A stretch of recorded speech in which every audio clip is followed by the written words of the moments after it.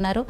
ఆ ఎమ్మెల్యేలు ఎవరు అని పేర్లు మాత్రం ఎవరు ప్రస్తావించట్లేదు. అసలు ఏం జరుగుతుంది అంటే జనాలను ఒక కన్ఫ్యూజన్ చేయడానికా లేకపోతే మీరిచ్చిన హామీలని డైవర్ట్ చేయడానికా ఇదంతా ఏం జరుగుతుంది అసలు? దీని నుంచి మాట్లాడే ముందు మనతో పాటు డిబేట్లో జాయిన్ అయ్యారు బీఆర్ఎస్ పార్టీ సీనియర్ నాయకులు కరాటే రాజు నాయక్ గారు. కరాటే రాజు గారు నమస్తే అండి. నమస్కారం అండి. రైట్, చెప్పండి దయాకర్ గారు. ఇవాళ బీఆర్ఎస్ ప్రభుత్వం 10 సంవత్సరాల దాకా పూర్తి చేసుకుంది. అందుకు కేసీఆర్ గారు ముఖ్యమంత్రిగా ఉన్నప్పుడు గతంలో పాలనలో అనుభవించినటువంటి మంత్రులు ఇవాళ ఎమ్మెల్యేలు, గతంలో ఆయన నియంత పాలనల వల్ల ఇవాళ ఎమ్మెల్యేలు మంత్రులు కలవలేక వాళ్ళకున్నటువంటి ఆత్మగౌరవాన్ని చంపుకొని పనిచేసినటువంటి పరిస్థితి గతంలో మీ అందరూ చూశారు. బీఆర్ఎస్ పాలనలో ఇవాళ మనం ప్రజలు నమ్మి బికాజ్ ఆఫ్ కేసీఆర్ ఎవరు ఒక తెలంగాణ వాదం వల్లనే కేసీఆర్ అనేవాడు ఒక హీరో అయింది తెలంగాణలో. ఆ వాదాన్ని అడ్డు పెట్టుకొని 10 ఏళ్ల పాలన ప్రజలు మీకు నమ్మే అవకాశాలు ఇస్తే ల్యాండ్ మైండ్ మాఫియా, ఇసుక, ఫోన్ ట్యాపింగ్లు, అసలు రోజు పేపర్లలో కథనాలు చూస్తుంటే సిగ్గుపడాల్సి వస్తుంది.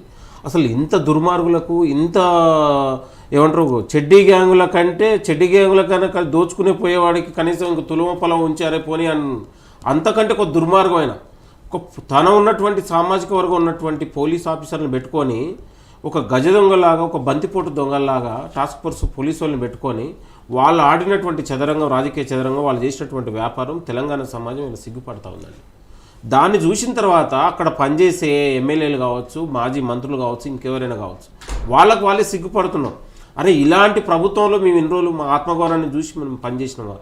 అసలు ఈ కేసీఆర్ దగ్గర ఇంకేముంది ఉండడానికి?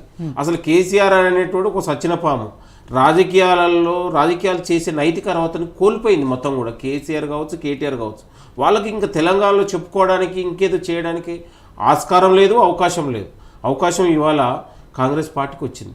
ఇవాళ ప్రజలు కోరుకున్నటువంటి ప్రజాపాలనలో మేము ఒక భాగం కావాలనే ఉద్దేశంతోనే ఇవాళ మనం కోరితే, కాంగ్రెస్ పార్టీ కోరితే కాదు, వాళ్ళే స్వచ్ఛందంగా వస్తారు. ఎందుకంటే బీఆర్ఎస్ పార్టీ అనేది అది మునిగిపోయే నావా, ఇంకా అది మళ్ళీ లేస్తే ఆల్రెడీ చచ్చిపోయింది, మళ్ళీ లేచే పరిస్థితి కనబడట్లేదు. ఇవాళ కవిత పోయి తిహార్ జైల్లో ఊచతలు లెక్క పెడతా ఉంది. రేపు మాపు ఫోన్ ట్యాపింగ్లు, ఇంకో ట్యాపింగ్లు, కేటీఆర్, హరీష్ రావు, ఇంకొక జరిగినటువంటి కుంభకోణాలు కావచ్చు, జరిగినటువంటి ఈ మాఫియాలు కావచ్చు, ఈ యొక్క వ్యవహారాలలో వాళ్ళు కూడా పోక తప్పదు. ఎందుకంటే వాళ్ళ కథలు అట్లా ఉన్నాయి.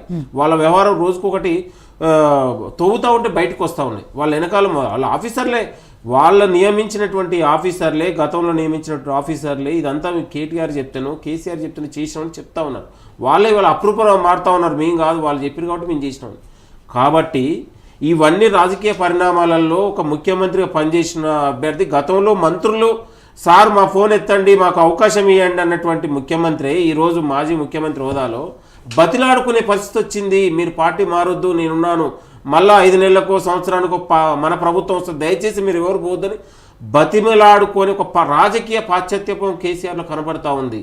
ఇవాళ ఆయన ఏదో కరువు మీద, ఇవాళ కరువు ప్రకృతి వచ్చింది, గ్రౌండ్ వాటర్ పడిపోయింది, ఎండలు తీవ్రంగా ఉన్నాయి, కరువు వచ్చింది, అది కాంగ్రెస్ వచ్చిన కరువు అని ఒక ముసలి కన్నీరు గారుస్తూ, రైతుల మీద ముసలి కన్నీరు గారుస్తూ ఒక యాత్ర చేసి మళ్ళీ ఆ క్యాడర్ పోకుండా భరోసా నింపడానికి ఒక రాజకీయ నాటకంగా మనం భావించాలి.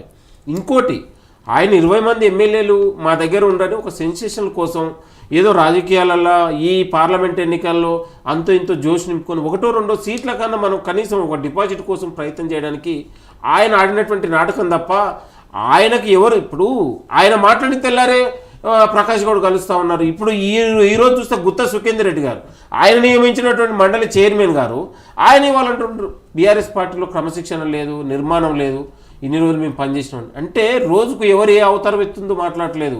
కడియం శ్రీహరి గారు నువ్వు టికెట్ ఇస్తే తీసి మొగానేసి కొట్టిండు, నీ పార్టీలో పనిచేసిన దానికంటే ఇంకా బయట మనం ఉన్నది బెటర్ అనే ఉద్దేశంతో చాలామంది మీరు చూశారు. లాస్ట్కి అతి గతి లేక రాజయ్యని బహిష్కరించి, రాజయ్యని బయటకు వెళ్ళగొట్టి టికెట్ ఇవ్వకుండా మళ్ళీ రాజయ్య దిక్కు అయిపోయింది. అంటే ఇలా బీఆర్ఎస్ పార్టీకి అభ్యర్థులు దొరకట్లేదు, ఉన్నవాళ్ళు కూడా విముఖంగా ఉన్నారు. ఇది ఎలాగా ఓడిపోయే పార్టీ, డిపాజిట్ రాని పార్టీలో మనం చేసింది ఎందుకు, చేయింది ఎందుకు? కాబట్టి ఉన్నోళ్ళు కూడా, అవకాశం ఉన్నోళ్ళు కూడా ఇద్దామనుకుంటే కూడా వాళ్ళు పనిచేయని పరిస్థితి, పోటీ చేయని పరిస్థితి. అంటే అభ్యర్థుల కోసం వెతికే పరిస్థితి కనపడతా ఉంది.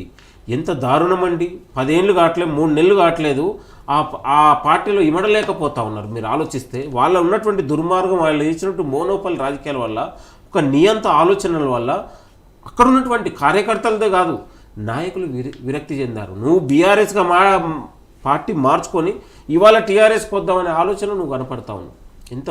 కాబట్టి కేసీఆర్ అంటే ఇవన్నీ ఇంట్రడక్షన్ ఎందుకంటే కేసీఆర్ 20 మంది కాదండి, వాళ్ళ కుటుంబ సభ్యులు కూడా ఉండరు రేపు మీరు ఆలోచిస్తే. కేసీఆర్ దగ్గర ఏం మాయ లేదు, మంత్రం లేదు, అయిపోయింది ఆయన దగ్గర. ఇన్ని రోజులన్నీ తెలంగాణ ప్రజల్ని మభ్యపెట్టి మాయ చేసి కేసీఆర్ స్పీచ్లకు కేసీఆర్ జోకులకు అదే ప్రజలందరూ నమ్మారు. కాబట్టి కేసీఆర్ అనేది ఒక దుర్మార్గమైనటువంటి రాజకీయ జీవితం ప్రజలు కళ్ళారా చూశారు. వాళ్ళు కళ్ళారా చూసిన తర్వాత కూడా వాళ్ళ భాగవతం, వాళ్ళ దొంగతనాలు, వాళ్ళ దోపిడి బయటపడితే ఇంకా ప్రజలు త్యాగం చేయడానికి, ప్రజలు ఆయన కింద పనిచేయడానికి సంసిద్ధంగా లేరు. కాబట్టి కేవలం ఒక సెన్సేషన్లో మళ్ళీ పార్లమెంట్ ఎన్నికల్లో పోవడానికి ఏదో ఒక వాళ్ళని నమ్ముకున్నటువంటి కార్యకర్తలకు విశ్వాసం కల్పించడానికి మళ్ళొకసారి ఏదో ఒక ఉత్సాహం ఇవ్వడానికి ఆయన నాటకం ఆడింది తప్ప కంప్లీట్గా మీరు చూడండి రాజకీయాలలో మీరు పార్లమెంట్ ఎన్నికల తర్వాత ఆ పార్టీ కనుమరుగైపోతుంది. ఆ పార్టీలో పనిచేయడానికి ఎవరు రారు. ఉన్నవాళ్ళు ఎమ్మెల్యేలు కూడా మొత్తం కూడా కాంగ్రెస్ వైపు ఆలోచిస్తూ ఉన్నారు. ఎందుకంటే ఒక సీరియస్నెస్ వచ్చింది ప్రజల్లోకి, ఎమ్మెల్యేలకు కూడా. గత ఎమ్మెల్యే వాళ్ళ దాంట్లో ఉన్నటువంటి పనిచేసినటువంటి ఎవరిని కదిలించినా వాళ్ళ వ్యవహారం బాలేకనే మనస్తాపం చెంది బయటకు వస్తూ ఉన్నారు. కాంగ్రెస్ పార్టీ వాళ్ళని బొట్టు పెట్టి రమ్మాల్సిన అవసరం లేదు, వాళ్ళకు వాళ్ళే వస్తారు. రైట్. సో రాజు నాయక్ గారు, ఏదైతే ఈ ప్రభుత్వం ఎక్కువ రోజులు ఉండదు, 6 నెలల్లో సంవత్సరంలో పడిపోతుంది, పడగొడతారు అని చెప్పి మాట్లాడిన బీఆర్ఎస్ పార్టీ పరిస్థితే ఈ పార్లమెంట్ ఎలక్షన్స్ తర్వాత అసలు ఆ పార్టీయే కనుమరుగయ్యే పరిస్థితి ఉంది అని చెప్పేసి కాంగ్రెస్ పార్టీ నాయకులు చెప్తున్నారు. దానికి తగ్గట్టు ఎగ్జాంపుల్స్ కూడా చాలా చెప్పారు. పరిస్థితులు చూసుకుంటే కూడా కడియం శ్రీహరి గారు ఏదైతే మీరు వాళ్ళ అమ్మాయికి టికెట్ ఇచ్చారో ఆయన కాదని వెళ్ళిపోయారు, ప్రకాష్ గౌడ్ గారు కలిసారు, గుత్తా సుఖేందర్ రెడ్డి గారి వ్యాఖ్యలు, ఇవన్నీ కూడా బీఆర్ఎస్ పార్టీ పరిస్థితికి అద్దం పడుతున్నాయి తప్ప కాంగ్రెస్ పార్టీకి వచ్చిన